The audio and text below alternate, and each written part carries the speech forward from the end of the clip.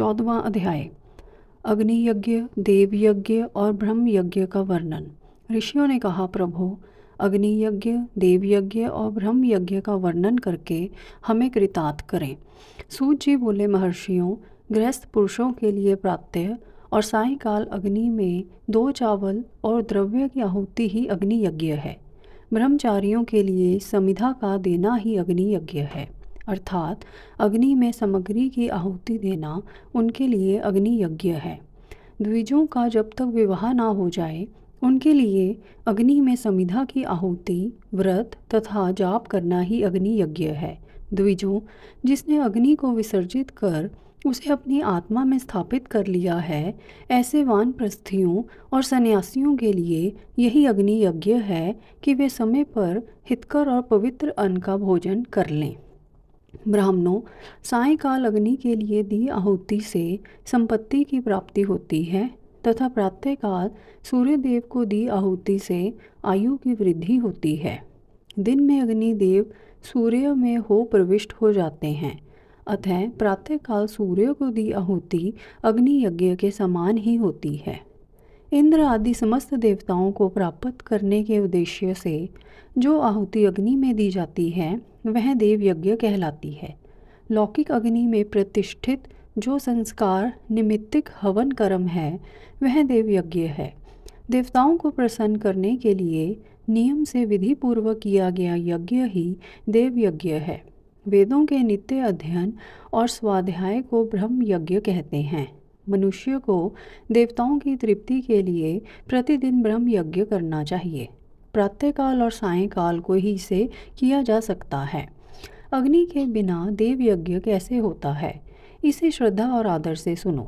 सृष्टि के आरंभ में सर्वज्ञ और सर्वसमर्थ महादेव शिवजी ने समस्त लोकों के उपकार के लिए वारों की कल्पना की। भगवान शिव संसार रूपी रोग को दूर करने के लिए वैद्य हैं, सबके ज्ञाता तथा समस्त औषधियों के औषध हैं। भगवान शिव ने सबसे पहले अपने वार की रचना की जो आरोग्य प्रदान करने वाला है। तत्पश्चात अपनी माया शक्ति का वार बनाया जो संपत्ति प्रदान करने वाला है। जन्म काल में दुर्गतिग्रस्त बालक की रक्षा के लिए कुमार के वार की कल्पना की। आलस्य और पाप की निर्वृत्ति तथा समस्त लोकों का हित करने की इच्छा से लोक रक्षक भगवान विष्णु का वार बनाया। इसके बाद शिवजी ने पुष्टि और रक्षा के लिए आयुकर्ता त्रिलोक सृष्टा परमेष्टि ब्रह्मा का आयुष कारक वार बनाया। तीनों लोकों की वृद्धि के लिए पहले पुण्य पाप की रचना होने पर लोगों को शुभाशुभ फल देने वाले इंद्र और यम के वारों का निर्माण किया। ये वार भोग देने वाले तथा मृत्यु भय को दूर करने वाले हैं। इसके उपरांत भगवान शिव ने 7 ग्रहों को इन वारों का स्वामी निश्चित किया। ये सभी ग्रह नक्षत्र ज्योतिर्मय मंडल में प्रतिष्ठित हैं। शिव के वार के स्वामी सूर्य हैं, शक्ति संबंधी वार के स्वामी सोम, कुमार संबंधी वार के अधिपति मंगल, विष्णु वार के स्वामी बुध, ब्रह्मा जी के वार के स्वामी बृहस्पति, इंद्र वार के स्वामी शुक्र व यम वार के स्वामी शनि हैं। अपने अपने वार में की गई देवताओं की पूजा उनके फलों को देने वाली है। सूर्य आरोग्य और चंद्रमा संपत्ति के दाता हैं।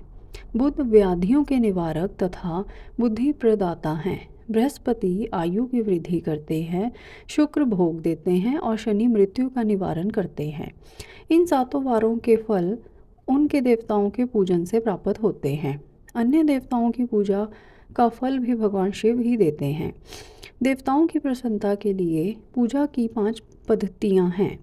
पहले उन देवताओं के मंत्रों का जाप, दूसरा होम, तीसरा दान, चौथा तप और 5वां वेदी पर प्रतिमा में अग्नि अथवा ब्राह्मण के शरीर में विशिष्ट देव की भावना करके 16 उपचारों से पूजा तथा आराधना करना।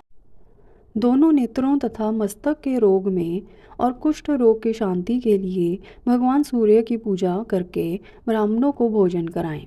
इससे यदि प्रबल प्रारब्ध का निर्माण हो जाए तो जरा एवं रोगों का नाश हो जाता है।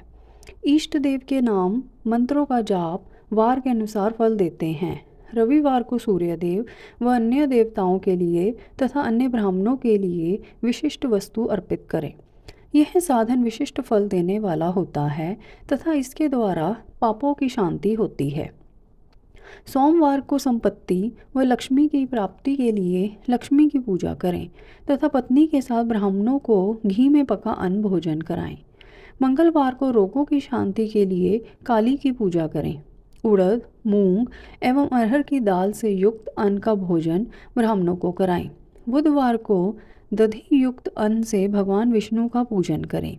ऐसा करने से पुत्र मित्र की प्राप्ति होती है। जो दीर्घायु होने की इच्छा रखते हैं वह बृहस्पतिवार को देवताओं का वस्त्र, यज्ञोपवीत तथा घी मिश्रित खीर से पूजन करें।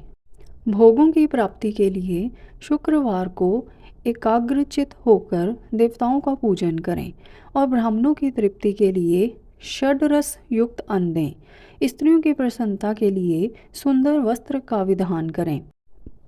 शनिवार अपमृत्यु का निवारण करने वाला है। इस दिन रुद्र की पूजा करें। तिल के होम व दान से देवताओं को संतुष्ट करके ब्राह्मणों को तिल मिश्रित भोजन कराएं।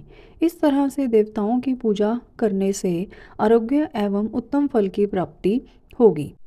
देवताओं के नित्य विशेष पूजन, स्नान, दान, जाप, होम तथा ब्राह्मण तर्पण एवं रवि आदि वारों में विशेष तिथि और नक्षत्रों का योग प्राप्त होने पर विभिन्न देवताओं के पूजन में जगदीश्वर भगवान शिव ही उन देवताओं के रूप में पूजित होकर सब लोगों को आरोग्य फल प्रदान करते हैं।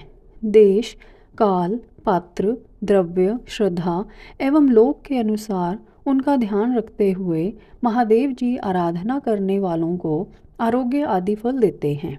मंगल कार्यों के आरंभ में और अशुभ कार्यों के अंत में तथा जन्म नक्षत्रों के आने पर गृहस्थ पुरुष अपने घर में आरोग्य की समृद्धि के लिए सूर्य ग्रह का पूजन करें।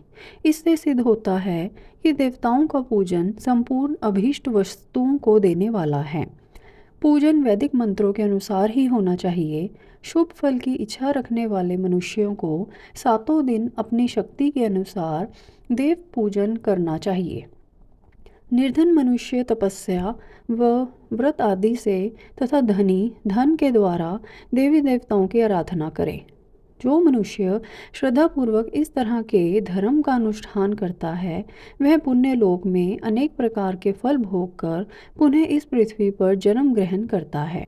धनवान पुरुष सदा भोग सिद्धि के लिए मार्ग में वृक्ष लगाकर लोगों के लिए छाया की व्यवस्था करते हैं और उनके लिए कुएं, बावली बनवाकर पानी की व्यवस्था करते हैं। वेद शास्त्रों की प्रतिष्ठा के लिए पाठशाला का निर्माण या अन्य किसी भी प्रकार से धर्म का संग्रह करते हैं और स्वर्ग लोक को प्राप्त होते हैं। समय अनुसार पुण्य कर्मों के परिपाक से अंतकरण शुद्धि होने पर ज्ञान की सिद्धि होती है। द्विजों, इस अध्याय को जो सुनता, पढ़ता अथवा सुनने की व्यवस्था करता है उसे देव यज्ञ का फल प्राप्त होता है।